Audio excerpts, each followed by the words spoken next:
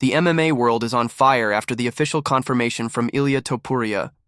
But while many believe Islam Makhachev will face Ilia Topuria, Khabib Nurmagomedov and his team are trying until the last minute to convince the UFC to respect Islam's wishes, and a potential weight class change by Makhachev could shake things up and force the UFC to make drastic decisions. Charles Oliveira's team also spoke out about all this controversy and the new developments, and the Brazilians sent a direct message to the UFC and Islam Makhachev's team. One more thing. If you could help me out, subscribe there to support the channel. It'll take less than 30 seconds, and it would be great to have you following the videos. Much appreciated.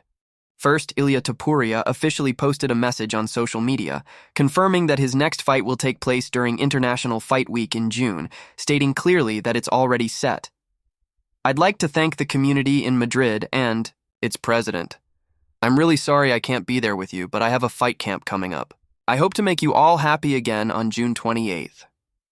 This statement got fans extremely excited, especially because Islam Makhachev is also preparing for a fight, and his own coach has already revealed the Russian is in training camp, but it's still unknown whether the fight will be against Topuria or another contender in the welterweight division.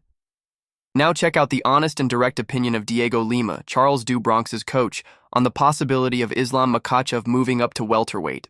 He not only criticized the idea of stalling an entire division, but also urged the UFC to take action if that really happens, putting more pressure on the Russian, who, despite pressure from the UFC and fans, still hasn't confirmed anything about his future. If Makhachev goes up, then he loses the belt. It's like Ilia Topuria. I think the UFC will ask him to choose. If he says, "I'll fight at welterweight," then they have to create an interim. I can't put a whole division on hold. Personally, I think it's absurd to hold an entire division. When an athlete goes up, he has to either drop his belt or create an interim. When a fighter starts to take too long thinking what he will do, then it's time to create an interim. The division must move. Fighters fight a lot to get to the belt, and when they get there, they want to sit on the belt. It shouldn't be like that, man. Diego was very clear and echoed the sentiment of many fans and fighters. According to him, leaving the division on hold waiting for Makhachev's decision is a mistake. If he's moving up, then vacate the belt, or create an interim. Simple as that. He then made a comparison with Ilia Topuria and reflected on the behind-the-scenes moves that might be influencing these decisions. He also spoke about how important the belt is for Charles do Bronx and commented on how the outcome of Belal versus Jack could impact the whole situation. "I'm not Topuria's manager, but if I were, I wouldn't let my fighter vacate the belt and risk moving up for nothing. I would go up with a goal, with some negotiation. I don't know if that's what Topuria has done. There's a lot going on that we don't know yet. As for Makhachev, he said many times before he wants to move up. Between Charles and Makhachev, there's a belt, and that's what we want to win. But first we have to get to the belt, and there are two problems there. First, Belal's fight. We don't know what will happen if Belal wins or loses. And there's also Topuria, and we don't know the negotiation they had the moment he let go of the belt and moved up a division. Here, Diego made it clear that there are a lot of moving pieces in play, and one wrong move could stall an entire division. Charles's team is focused on the belt, but a lot has to be resolved before that happens, especially regarding Belal's future and Makhachev's decision.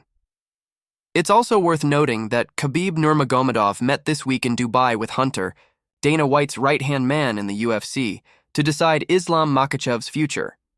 The meeting took place amid rumors about a possible move up in weight or a bout against Ilia Topuria. According to speculation, the decision would go as follows.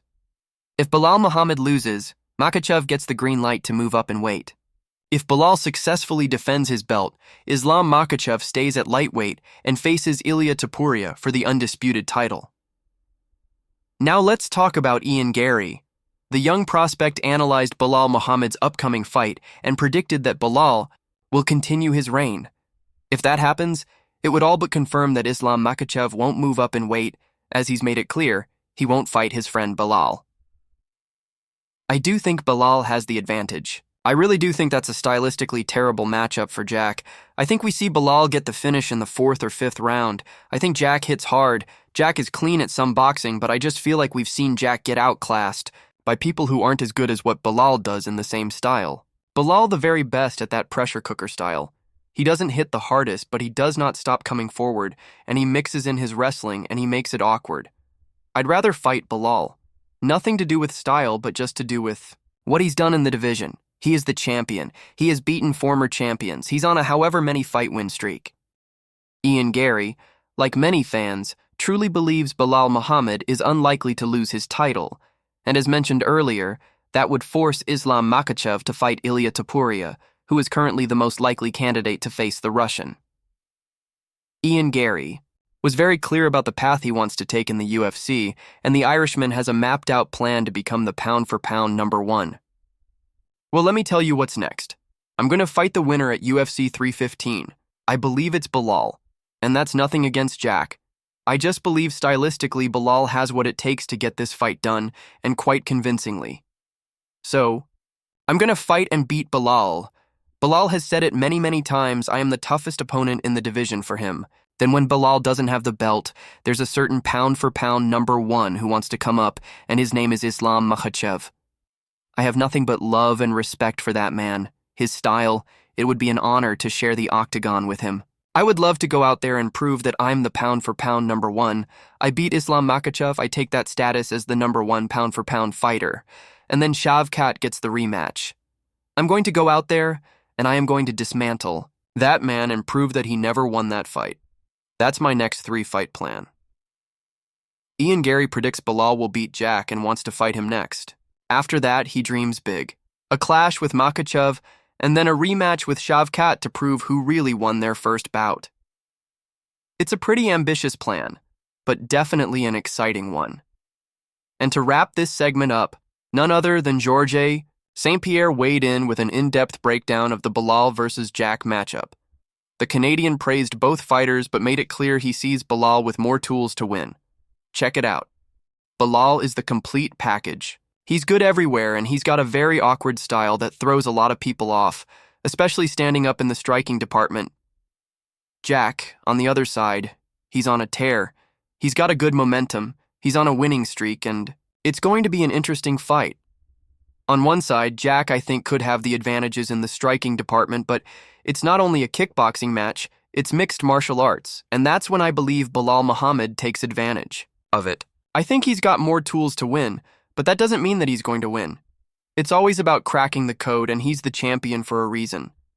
Nobody has cracked the code so far, and Belal's style is very aggressive. He puts a constant forward pressure, and he makes guys fight on their heels. He's very good at changing levels and changing the momentum of the fight, and that's his main asset. That's his bread and butter, and Jack, on the other side, is a very good striker. St. Pierre offered a balanced perspective, highlighting Jack's striking talent but reinforcing that MMA is more than just stand-up. Belal has a complete skill set and a relentless pressure that pushes anyone to the edge. So yeah, folks, things are getting intense. Islam Makhachev could move up and leave the belt vacant, opening the door for a new era at lightweight. Diego Lima demanded decisive action from the UFC and wants to see the division keep moving. And as expected, Islam Makhachev's team continues, pushing to avoid the Topuria fight and instead focus on the welterweight move. Makhachev has said repeatedly he's chasing legacy-building fights, and nothing would boost his legacy more than winning a welterweight title. So what do you think, guys? Do you agree with Charles Oliveira's team that Makhachev should vacate the title if he moves up? What would be the best next step for Islam Makhachev, who's in a complicated spot right now? Leave your thoughts in the comments so we can chat about it. All this shows how the UFC is in a key transitional phase, with new names on the rise and champions getting challenged from every angle. Makhachev's decision will shape the future of two divisions, and welterweight might be headed into a new era with Garry, Belal, or Jack leading the charge. Everything's on the line. So stay tuned and follow along with us. And don't forget to subscribe to the channel to support my work. If you're truly into MMA and want to stay updated on everything happening in the fight world, you'll definitely want to check out these other 2 videos on screen. They're super important, and I'm sure you'll enjoy them and get fully up to date with the latest MMA news. If you like this video, subscribe to the channel, drop a like to help spread the word, and see you next time.